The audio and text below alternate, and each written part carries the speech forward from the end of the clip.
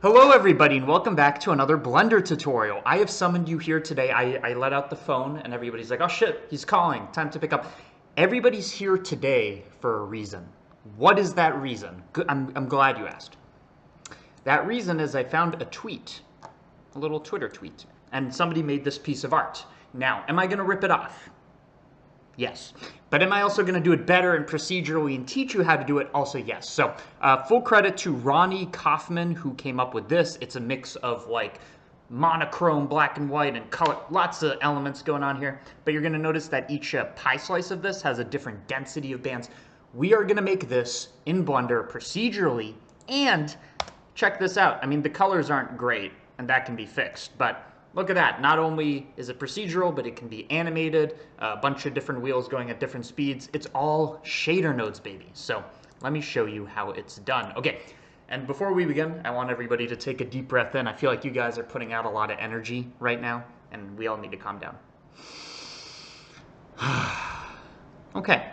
Welcome everybody. So what we are going to do is we are going to add in a plane, just like old shader node tutorials back in the good old CG Matter days before people were complaining about walking and the AI stuff. I see the comments. Before that, I want you to take your brain back to those days.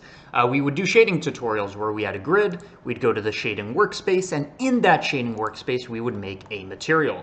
What do we know about this material? We affect it here, it affects the grid. So the name of the game is making a material that looks like the result. And before we continue, just a final sample. Again, it's a bunch of bands in a circle separated by pie slices. That's what we're trying to make. So the first thing we need to do is make stripes or bands. A good way to do that is with a wave texture. But what I want to do is I want these to be circular, not linear. To do this, you're going to change bands to rings. And you're going to be like, hey, these aren't rings. False advertising. Take X and change it to Z, and there you go. You now have circular bands. I'm also going to use object coordinates, not location coordinates. I'm going to use object coordinates, so set these here to keep it centered. The reason for this is generated coordinates are centered at the bottom left. Object coordinates are centered on the center, which will make the wave texture emit from the middle. So we can almost imagine that there's like a ripple effect coming out of here. And what I want to do is I want this to, you can see it's making bands, but each pie slice, which we haven't made yet, should have a different number of bands. Okay, so we need to make pie slices and a randomization function. Sounds difficult. You would be wrong. Gradient texture, we are going to add that. We are also going to set this to radial. And because I want this centered, I'm also going to use object coordinates. You can see it makes a radial gradient going around here from 0 to 1. So it's kind of the angle. It's a radial. It's a radian. It gives us this gradient. If we were, and this doesn't necessarily make sense, but if we were to plug this into the scale, what you're going to notice is we get a spiral, which is almost like controlling the bands in this kind of continuous sense. Almost what we want, but not really. Instead, I'm going to take this gradient texture and split it up into pie slices so it's not continuous.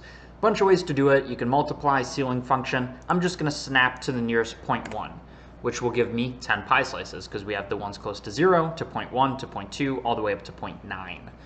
So 1 divided by 10 gives 10 pie slices. 1 divided by 20 gives 20 pie slices. Each of these has a number, and each number can affect the scale. Again, it's going to look a little like a broken up spiral. But what I want to do with this is I want to randomize it. So instead of having pie slices going from 0 to 1 progressively in a quantized way, I'm going to use a white noise texture, which will randomize these.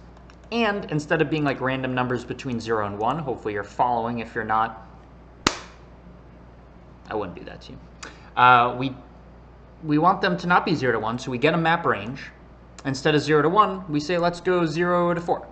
Because what we're going to do is we're going to plug this into the scale here. And you can see we don't want the scale that's like so close to 0. It's weird.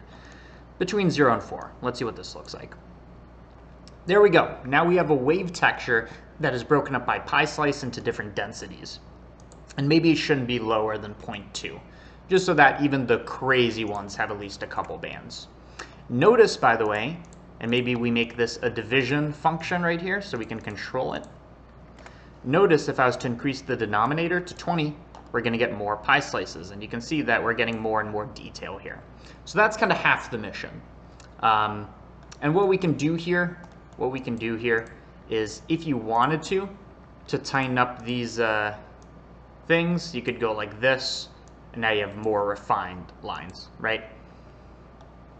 But this is only half the problem. We also need to make these colored things. Now again, what I'm going to show you is going to incorporate color. It's not going to look as clean as this because this person, this Ronnie Kaufman, probably picked a color scheme. But I'm just going to do it procedurally. So what I'm thinking is, first of all, before we continue, I said we could do a color ramp. We can also do a map range and set this to stepped linear, which is going to give us these nice bands of the bands. So here's before this continuous and then after. It just looks better. But what I was saying is, for the color, you just take this, you plug it into a hue saturation value, connect it to the hue, pick a color, and now you have a color that is hue offset, as you can see. One thing to do here is you can increase the number of steps for more colors, or maybe decrease the number of steps for more of a high contrast look.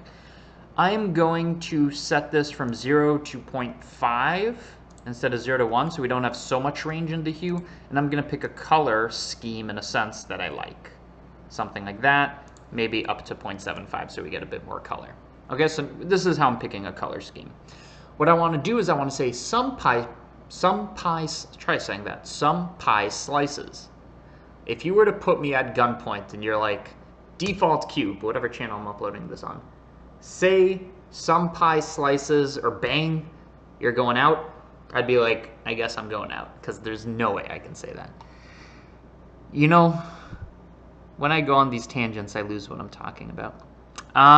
Color versus not color. We need to randomize the pie slices. So I'm going to take a white noise texture, not the same value because this is the one controlling the size. I'm going to use the color output, and we can actually separate this into 3 channels of randomness.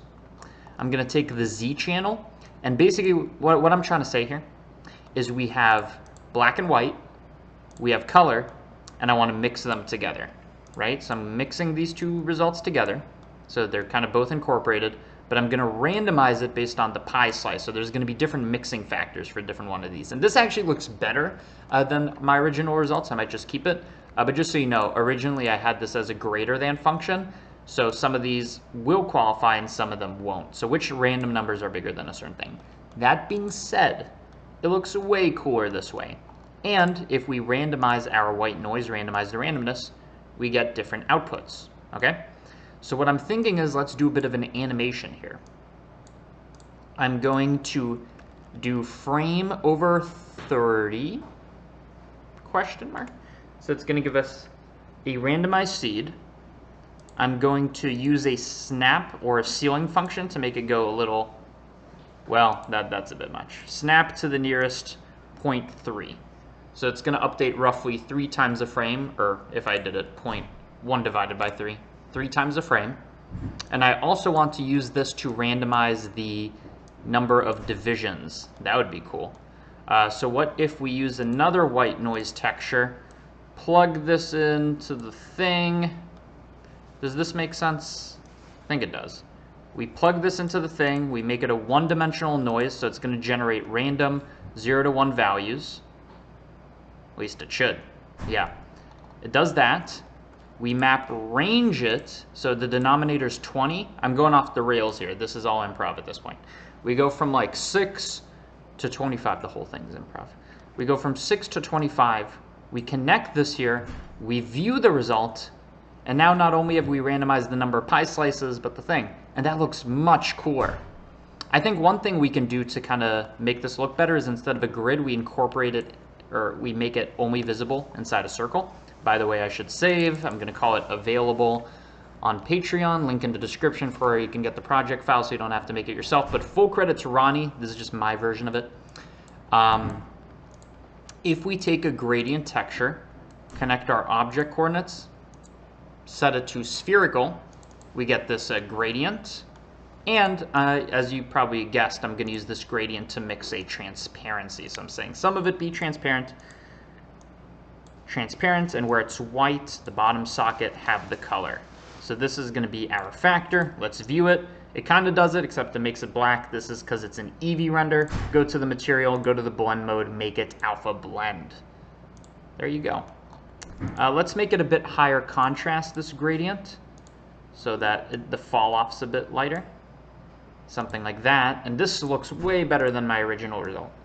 Something like this, duplicate it, scale it down, make a new material, and all you have to do to make this look a bit different is you add a tiny amount. So now these are flickering at different speeds and they have a different seed value. You can also rotate them over time.